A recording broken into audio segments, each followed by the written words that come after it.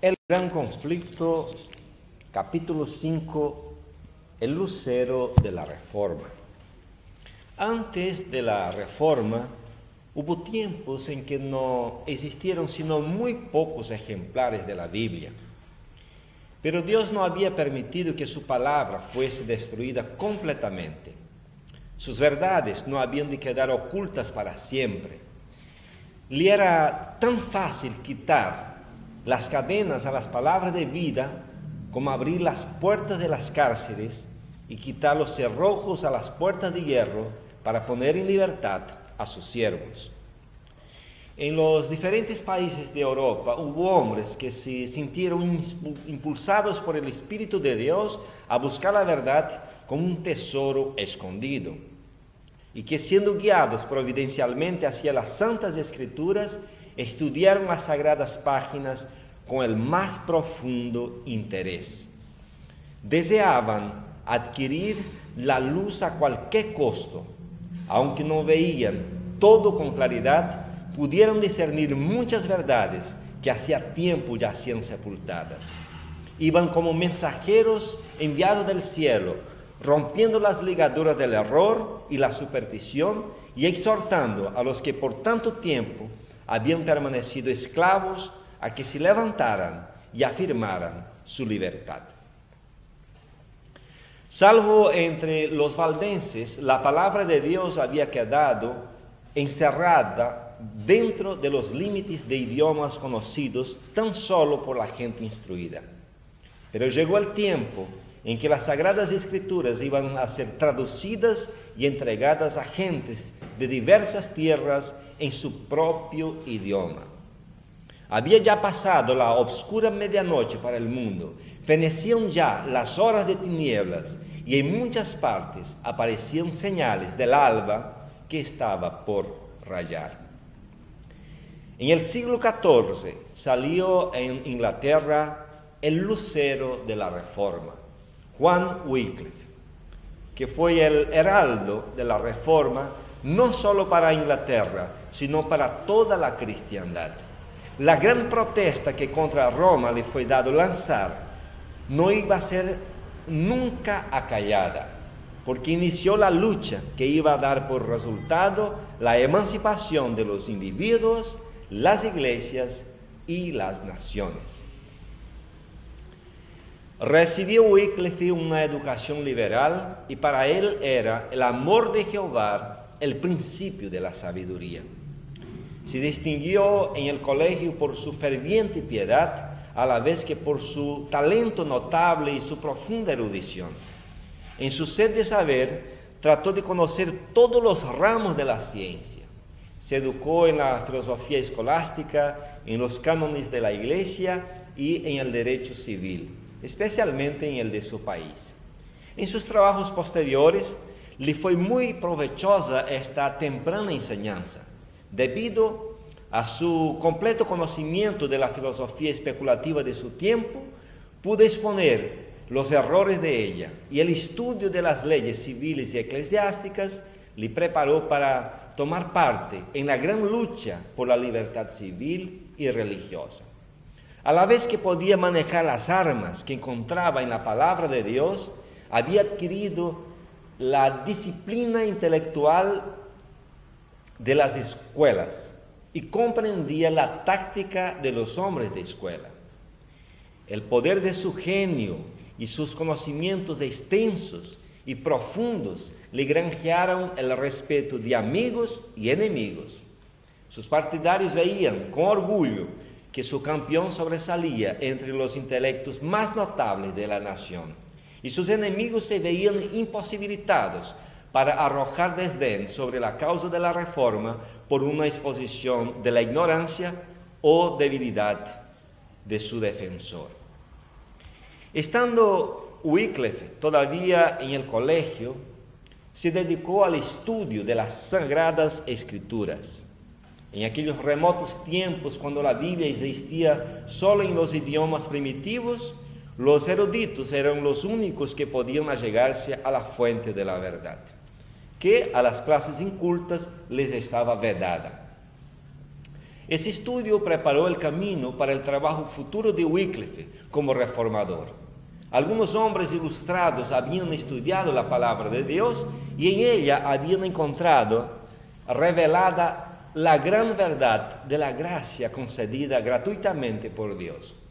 Y por sus enseñanzas habían difundido esta verdad e inducido a otros a aceptar los oráculos divinos.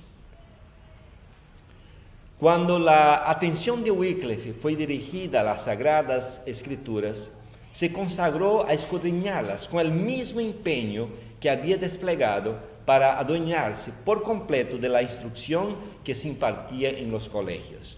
Hasta entonces había experimentado una necesidad que ni sus estudios escolares ni las enseñanzas de la Iglesia habían podido satisfacer.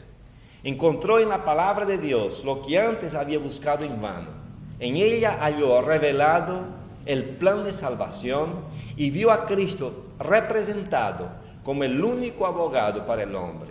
Se entregó al servicio de Cristo y resolvió proclamar las verdades que había descubierto. Como los reformadores que se levantaron tras él, Wycliffe en el comienzo de su obra no pudo prever hasta dónde ella le conduciría. No se levantó deliberadamente en oposición contra Roma, pero su devoción a la verdad no podía menos que ponerle en conflicto con la mentira.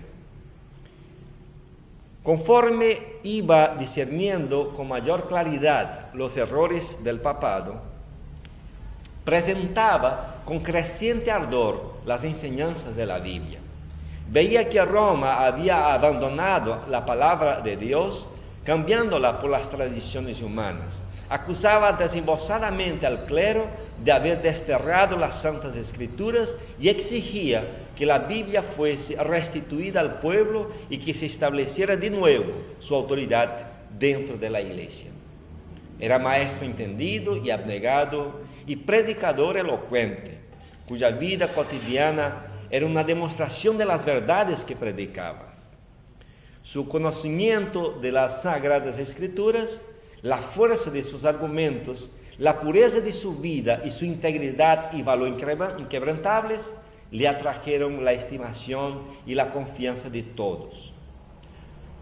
Muchos de entre el pueblo estaban descontentos con su antiguo credo al ver las iniquidades que prevalecían en la iglesia de Roma, y con inmenso regocijo recibieron las verdades expuestas por Wycliffe, pero los caudillos papales se llenaron de ira al observar que el reformador estaba adquiriendo una influencia superior a la de ellos. Wycliffe discernía los errores con mucha sagacidad y se oponía valientemente a muchos de los abusos sancionados por la autoridad de Roma. Mientras desempeñaba el cargo de capellán del rey, se opuso osadamente al pago de los tributos que el Papa exigía al monarca inglés, y demostró que la pretensión del pontífice al asumir autoridad sobre los gobiernos seculares era contraria tanto a la razón como a la Biblia. Las exigencias del Papa habían provocado profunda indignación y las enseñanzas de Wycliffe ejercieron influencia sobre las inteligencias más eminentes de la nación. El rey y los nobles se unieron para negar el dominio temporal del Papa y rehusar pagar el tributo. Fue este un golpe certero asestado a la supremacía papal en Inglaterra. Otro mal contra el cual el reformador sostuvo un largo y reñido combate fue la institución de las órdenes de los frailes mendicantes. Pululaban estos frailes en Inglaterra y comprometían la prosperidad y la grandeza de la nación. Las industrias, la educación y la moral eran afectadas directamente por la influencia agostadora de dichos frailes. La vida de ociosidad de aquellos pordioseros era no solo una sangría que agotaba los recursos del pueblo, sino que hacía que el trabajo fuera mirado con menosprecio. La juventud se desmoralizaba y cundía en ella la corrupción. Debido a la influencia de los frailes, muchos eran inducidos a entrar en el claustro y consagrar a la vida monástica. Y esto no solo sin contar con el consentimiento de los padres, sino aún sin que estos lo supieran o en abierta oposición a su voluntad.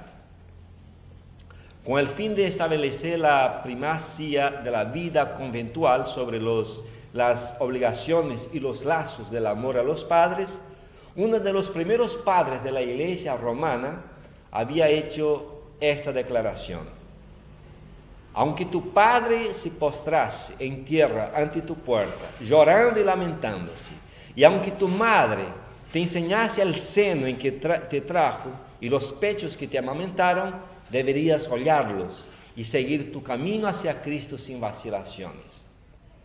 Con esta monstruosa inhumanidad, como la llamó Lutero más tarde, más propia de lobos y de tiranos que de cristianos y de hombres, se endurecían los sentimientos de los hijos para con sus padres. Así, los caudillos papales, como antaño los fariseos, anulaban el mandamiento de Dios mediante sus tradiciones, y los hogares eran desolados, viéndose privados los padres de la compañía de sus hijos e hijas.